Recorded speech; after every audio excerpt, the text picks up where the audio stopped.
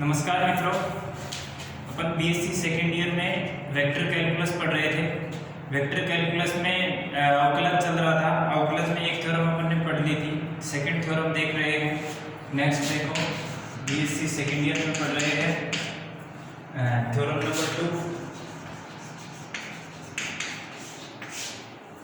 2 number theorem कह रही है यदि सदिश ft का केवल परिमाण अचर होगा, यदि ft का केवल परिमाण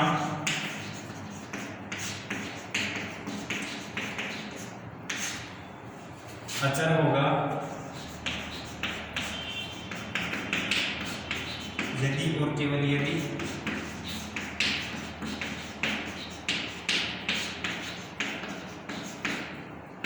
f dot df upon dt equal to 0। ठीक है, ये परिमाण का मतलब होता है मैग्नीट्यूड।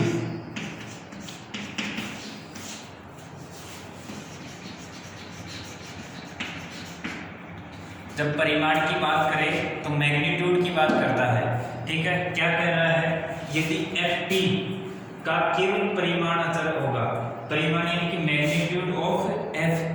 ठीक है, magnitude of f is constant, यदि f का परिमाण अचर हो, यदि और केवल यदि f df upon dt equal to 0। अब देखो सेम पिछले वाला की तरह पीछे वाले की तरह अपन प्रूव करेंगे। कैसे करेंगे, पहले नेसेसरी कंडीशन, नेसेसरी ft का परिमाण अचर लेके चलेंगे, df अपॉन dt 0। फिर f df अपॉन dt 0 लेके चलेंगे, परिमाण अचर बता देंगे। तो देखो नेसेसरी कंडीशन,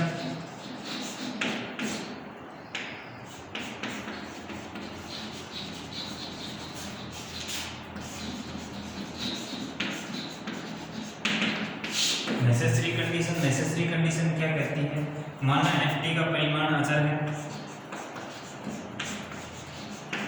माना सदिश ft का परिमाण अचर है,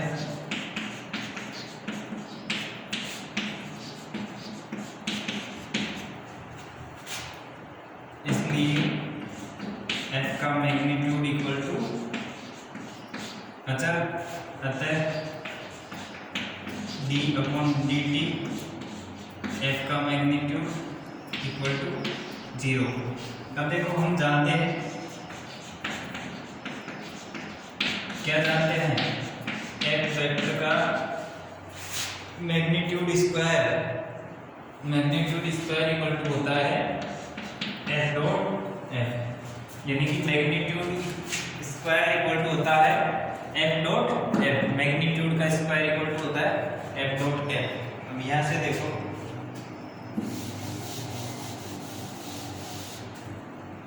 इसका डेरिवेटिव करेंगे,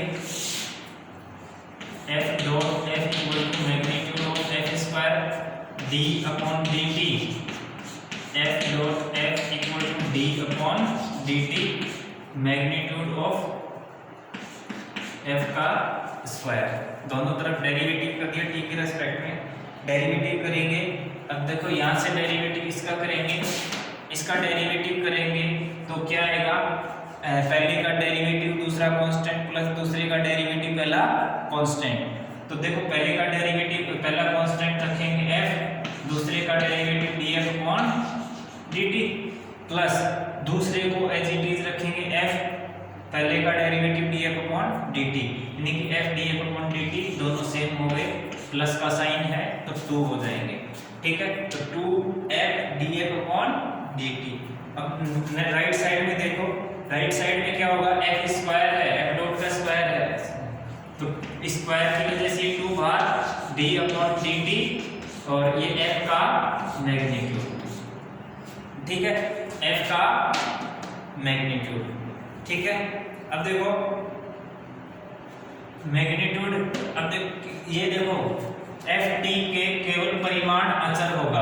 अब देखो परिमाण अचर लेके चल रहे हैं, क्योंकि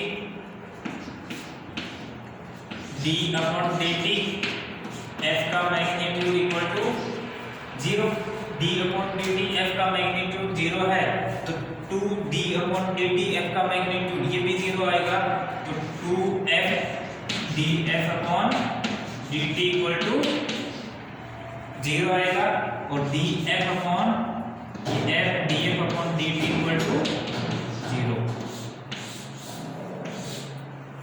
ठीक है, अब देखो वापस से देखो, ये कह रहा है यदि एफ टी का केवल परिमाण अचर होगा, यदि और केवल यदि F D F upon D T equal to 0। मतलब ये कह रहा है परिमाण अचर है तो F D F upon D T 0 होगा। हमने नेसेसरी कंडीशन ली, एफ टी का परिमाण अचर है, मोड एफ 0 अचर लिख दिया। ठीक है, अब अचर है तो इसका डेरिवेटिव 0 होगा, क्योंकि एफ मोड एफ अचर है तो उसका डेरिवेटिव 0 होगा, ये डेरिवेटिव 0 आ गया। अब हम जानते हैं मोड एफ का स्क्वायर होता है एफ डॉट एफ बराबर मोड एफ स्क्वायर। डेरिवेटिव करेंगे तो इसका derivative 2f df upon dt, इसका 2 भाग d upon dt f magnitude. अब यहाँ से देखो f मैग्नीट्यूड का डेरिवेटिव 0 है, हमने लिख दिया क्योंकि d अपॉन dt f का मैग्नीट्यूड 0, तो 2f df upon dt equal to 0, जो कि हमें सिद्ध करना था।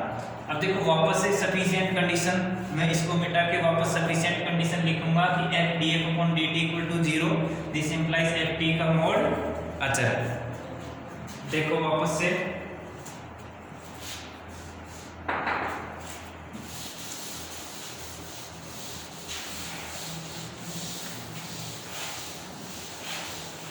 Sufficient condition,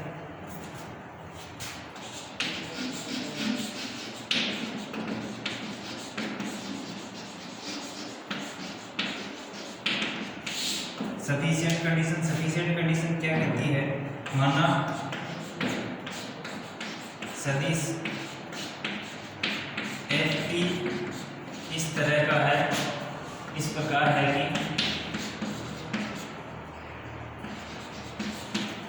F dot D F upon D T equal to 0, F dot D F upon D T equal to 0। अब देखो जैसा हम जानते हैं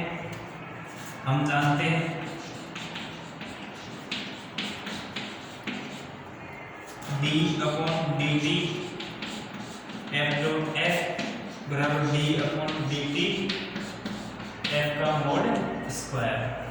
ठीक है, d upon D T F mod square. ठीक है, अब देखो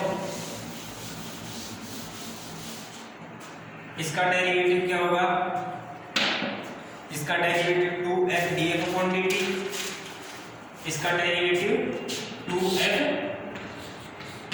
df upon dt equal to 2d upon dt mod f, 2f df upon dt equal to 2d upon dt mod f। अब ये देखो ये तो 0 है। ठीक है, सफिशिएंट कंडीशन अपन प्रूव करें। सफिशिएंट कंडीशन क्या कहती है, F D F upon D T equal to 0 है तो एफ डी का मोड कांस्टेंट आएगा। अब F D F upon D T equal to 0, ये 0 है, equal to 2 D upon D T mod F, यानी कि D upon D T mod F equal to 0। This implies समाकलन कर दो, समाकलन करने पर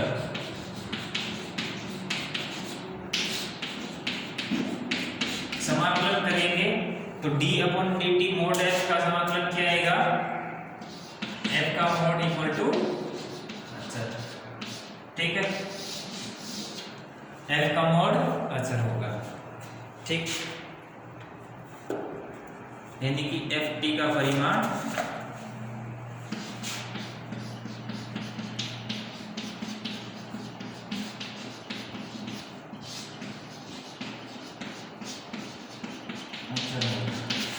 ठीक है, एफ टी का परिमाण अचर होगा।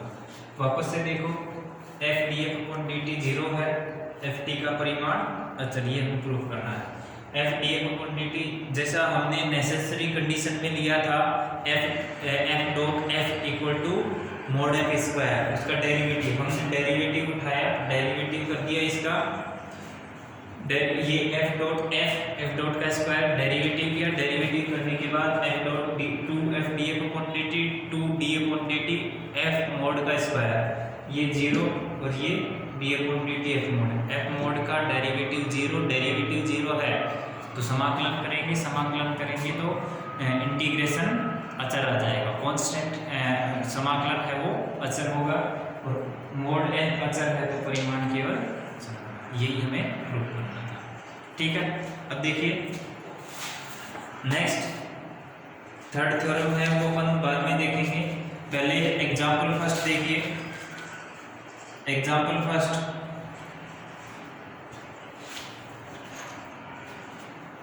एग्जाम्पल फर्स्ट कह रहा है r equal to a cos t i cap plus a sin t j cap plus t k cap. तब dr upon dt d2r upon dt d2r upon dt का dt square का mod ये ज्ञात कीजिए। अब देखो 1 बाई 1 हम तीनों ज्ञात करेंगे।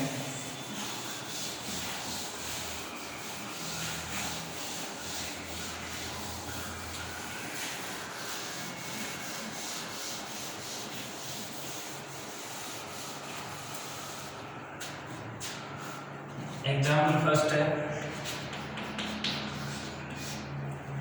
ये कह रहा है यदि r बराबर a cos t i cap a sin t j cap plus t k cap dr upon dt d2r upon dt square और d2r अपॉन dt स्क्वायर का मोड के मान ज्ञात कीजिए।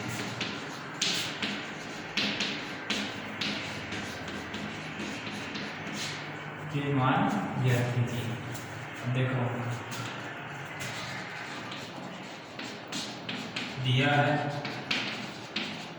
r बराबर a cos t i cap a sin t j cap t k cap. t के सापेक्ष अवकलन करने पर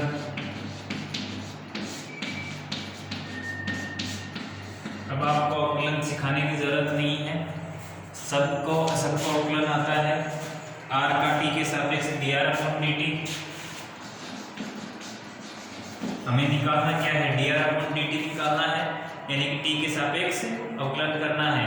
t के सापेक्ष अवकलन करेंगे तो dr अपॉन dt इधर से a cos t cos का डेरिवेटिव cos x का डेरिवेटिव माइनस का sin x, तो cos t का डेरिवेटिव होगा माइनस का sin t, तो माइनस का a sin t, या ऐसे लिख लेते हैं एक बार d upon dt a cos t i cap plus d upon dt a sin t j cap plus d upon dt t k cap. ठीक है, d upon dt a as it is cos t का derivative minus का sin t i cap plus a as it is sin t का derivative cos t j cap और t का derivative 1 k cap. ठीक है, ये dr upon dt।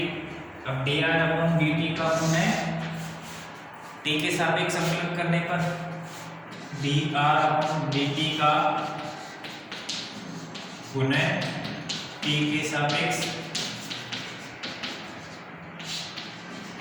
अवकलन करने पर पुनः अवकलन करेंगे।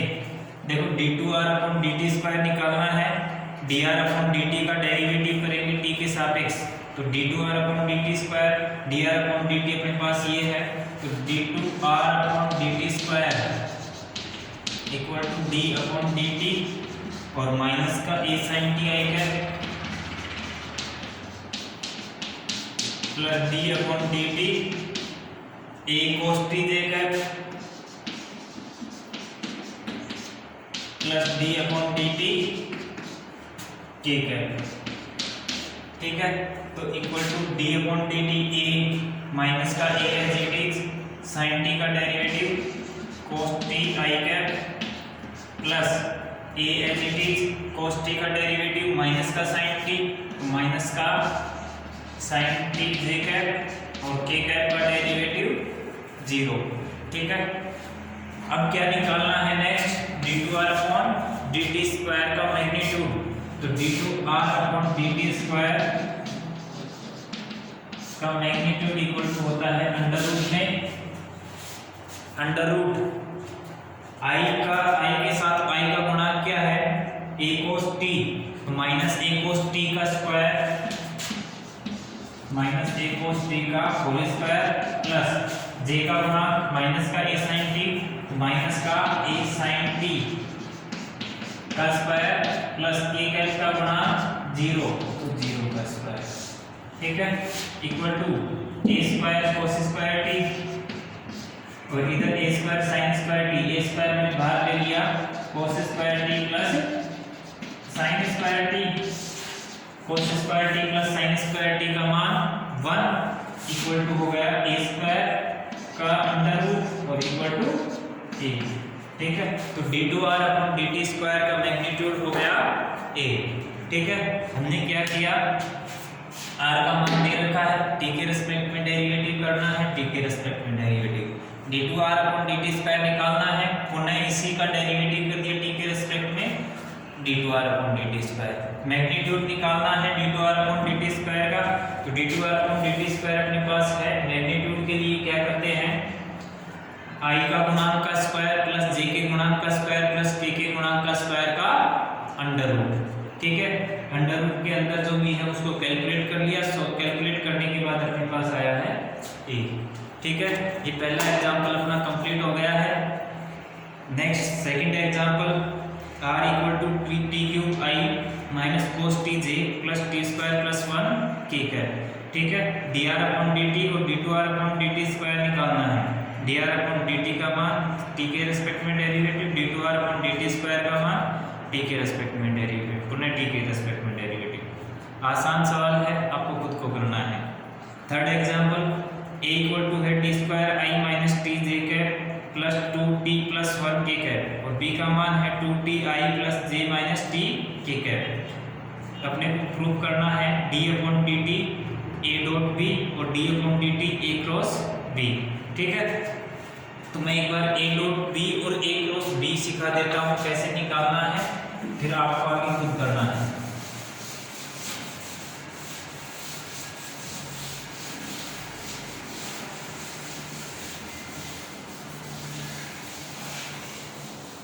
देखो a बराबर एग्जांपल नंबर 3 है, a बराबर कह रहा है t square i minus t j cap plus 2t plus 1 k cap और b बराबर है 2t i cap plus j cap minus t k cap. a dot b बराबर a डॉट b, a क्या है अपने पास t square i minus t j cap plus 2t plus 1 k cap into में 2t i cap plus j cap minus t k cap, ठीक है। 2t i cap plus j cap minus t k cap, ठीक है। अब देखो i को i के साथ डॉट करेंगे, i का i के साथ डॉट करेंगे तो 1 होगा, i का j के साथ डॉट करेंगे तो 0 आएगा, यानी कि सेम आएंगे, 1 होगा और अदर आएंगे वो 0। i का i के साथ 1, j का j के साथ 1 और k का k के साथ 1 और अदर i का j के साथ 0, j का k के साथ 0, i डॉट j कर दो या j डॉट i कर दो 0 होंगे, ठीक है। अब यहाँ से देखो i का i के साथ 2t इंटू टी स्क्वायर यानी कि 2t cube i dot i1 minus j dot j1 और माइनस का t और प्लस t, ये माइनस प्लस माइनस माइनस का होगा t इंटू में 2t प्लस 1, ठीक है। तो ये अपने पास t में फलन आ गया 2t क्यूब माइनस t और plus t minus t into 2t plus 1, ठीक है। ये a डॉट b आ गया, सेम a क्रॉस b करेंगे, a क्रॉस b होता है i j k, a पहले a लिखा है तो a को लिखेंगे i का गुणांक t स्क्वायर जे का गुणा माइनस का टी, के का गुणा 2t प्लस 1, बी बाद में बी लिखा हुआ है बी, आई का गुणा 2t, जे का गुणा 1 और के का गुणा माइनस का t। ठीक है, अब आगे देखो, आगे क्या होगा, आई नेगेटिव मैट्रिक्स सोल्व करनी है। आई ऐसे कैसे, minus T minus T, T square minus minus plus हो गया और माइनस में 2t प्लस 1 इंटू में 1 और अगला माइनस का जे इंटू में टी स्क्वायर इंटू माइनस का टी, तो माइनस का T cube minus 2t into 2t plus 1, 2t into 2t plus 1। ठीक है, प्लस के cap T square into 1 T square minus 2t into minus का T, minus minus plus हो गया तो 2t cube, sorry 2t square. ये आ गया अपने पास ए क्रॉस बी। ठीक है, ए डॉट बी निकाल लिया अपन ने, ए क्रॉस बी निकाल लिया। ए क्रॉस बी का डेरिवेटिव, फर्स्ट वाले का डेरिवेटिव, सेकंड वाले का डेरिवेटिव, थर्ड वाले का डेरिवेटिव। आगे सिंपल है, ऐसे कैसे सोल्व करना। ठीक है, एग्जांपल नंबर 4 है, ए दे रखा है, बी दे रखा है, सी दे रखा है। ए क्रॉस बी क्रॉस सी और उसका थीटा के रेस्पेक्ट में डेरिवेटिव, थीटा बराबर 0 का मान। पहले तो बी क्रॉस सी निकालो, जो आए उसका ए के साथ क्रॉस निकालो, ए क्रॉस बी क्रॉस सी हो गया। फिर थीटा के रेस्पेक्ट में डेरिवेटिव करना है। थीटा के रेस्पेक्ट में डेरिवेटिव करने के बाद जो भी आए उसमें थीटा की जगह 0 रखना है, वही अपना आंसर होगा। ठीक है, एग्जांपल नंबर 5, यदि ए और बी अचर राशियां हैं, अचर सदिश है,